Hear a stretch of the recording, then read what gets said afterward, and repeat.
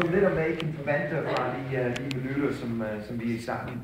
Jeg har været i Danmark nu i det er næsten 11 år. Jeg kom til Danmark oprindeligt, hvor det var meningen, jeg skulle være her i 11 måneder.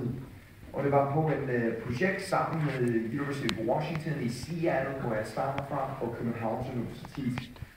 Jeg er uddannet human fysiolog, stadigvæk tilknyttet Københavns Universitet, hvor jeg arbejder med human fysiologi. Jeg sidder på Institut for Human Fysiologi og arbejder med det, man kalder molekylær fysiologi, og det var en sexet ord for, hvordan kroppen virker.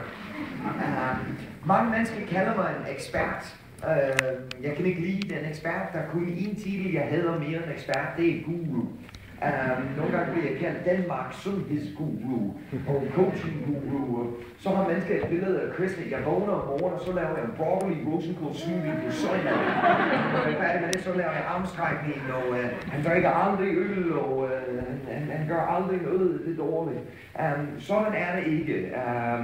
Jeg kan godt lide kage, jeg kan godt lide øl og leve livet, mens jeg er her. Men det er rigtigt, jeg går op i nogle af de her ting med kost og motion, og der er et ord, som jeg har det her sundhedshjul, jeg arbejder med, eller energihjul, hvor der er 4 emner på det. Der er kost, der er motion, der er restitution. Restitution, det er det 6 ord for søvn og afslappning.